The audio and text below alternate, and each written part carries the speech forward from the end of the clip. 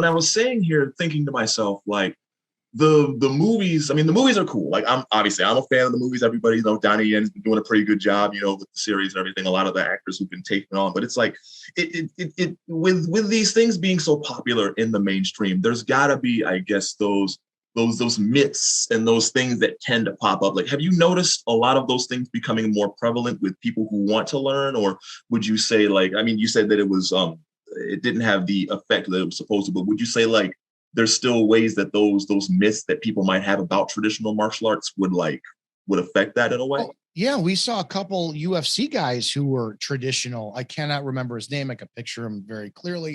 Who was a karate, hardstyle karate UFC champions we've seen, and the industry of MMA is always it took over. You're not going to get people who wind up and here's the detriment, right? I was thinking about this earlier today. It's like I'm back on YouTube teaching and I don't look the same. I'm older, I'm grayer, I'm bigger. I obviously love carbohydrates, and people are all like, well, dude, you got muscle and then you're heavier, it's gonna slow down. I think that, like MMA, where you have weight classes, you have in shape fighters. For some strange reason, the Wing Chun community thinks that Wing Chun is only applicable for a certain type of body type, which is you're non-weightlifter. Thank you. You have to be in shape. And it's like, so you're basically saying that this martial art, because I'm now 10 years older, I'm 47, I'm not 37, and I'm 225.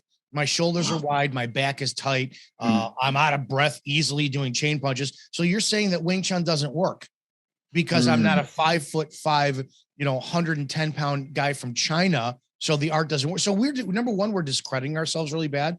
Right. I think that if you go back to the cinematic aspect too, Robert Downey Jr., he's from the William Chung lineage. I don't like that lineage at all, but we thought that, man, this would catapult Wing Chun. Again, we're not taken seriously because we're not putting out good content. Right. And the always base litmus test for this generation is, well, let's see it working in sparring. Yep. UFC. Okay. Because apparently that's the only, if you're not a UFC fighter, nothing can ever be taken seriously. And if you don't spar, can't be taken seriously. Right. And if you don't spar and not get hit, if you get hit during sparring, it doesn't work. That's how today's Wing Chun people are stupid. And it's great that you brought that up, because I've run into, in the time that in college, I had some friends who I would practice like variant of martial arts with, but one of the Wing Chun guys that I practiced with, he would usually get on me about, like, Wing Chun is supposed to be, like, traditionally it's a softer art. It's not supposed to be used for, like, I guess what people would assume is harder styles, like karate or like Muay Thai or something like that. Would you say that that tradition is a detriment to Wing Chun's evolution in modern day? I'm going to tell you my theory. I know that it seems like when Westerners try to take over something, they destroy beauty and culture. I honestly think, and I'm not kidding, I think that the original guys from Southern China who were under Ip Man and other lineages, I think they taught people wrong on purpose. Really? Oh, they didn't want their customs and their cultures being just bastardized by Westerners. Everybody refers back to the 3 Ip Man videos. He got back when he's 72 years old, he's 2 weeks away from dying from cancer. And it is the gospel truth. If you don't do your form the way that Ip Man did right before he died, you're wrong. So we're taking into consideration a frail skeleton of a man who was videoed, who probably was out of breath every time he did a movement. People aren't thinking about this stuff. That's what it's supposed to be. Cultural context. Right. So I think that, and I'll go off on tangents all the way on this. I'm sorry. It's perfectly fine.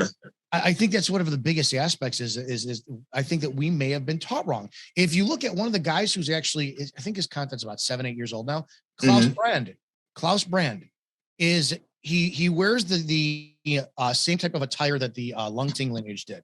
And it comes back to fighters. I do believe that Lung Ting and the Keith Kernspet era, Kernspet, Eamon Bostapi, Norbert Mayday, or is it Mayday Norbert, whatever his name is? Sivu Sergio's from that lineage, right. And then went off and he launched himself to a whole different level. Those guys are fighters. So again, I didn't, and their aspect too was on different levels, and I can get to them a little bit later on. But Klaus Brand, dude, his movements are they are hard. He hits you, they will, and he talks about it, and he's right. I've been in fights. I've been in right. You tense up. You cannot relax by once your adrenaline starts pumping. You can't relax because you're not in control of your autonomic system. It's moving in its own way for defensive purposes. Right. Impossible to do it. So no, I honestly think that's such a load of garbage. Staying relaxed. I think it's trying to keep your mind calm. But if you're not in that fight or flight system, because here's the other problem. The other problem is when you're in a relaxed, I need to be relaxed. It automatically puts you in a position of welcoming in that energy, right? Soft, because you can't. Right. You can't be soft. Literally, your muscles. If I push in the air like this as hard as I can, my muscles will not engage. If I push against a wall, my muscles engage. So by definition, I can't be soft unless energy's coming in. That being said, what does that do? If I'm standing squared off with you and I'm thinking, be soft, be relaxed, and that, I have to wait for you. You need to attack, right? There's no aggression. And then I'm a beater 10 behind the movements. And then that's where the argument the other day online when I was talking about Paksal, where you could if you're thinking about defending it, you're done. You don't know Wing Chun and you're not going to survive the fight. So I think that the soft mentality argument has done a big damage to Wing Chun. I really do.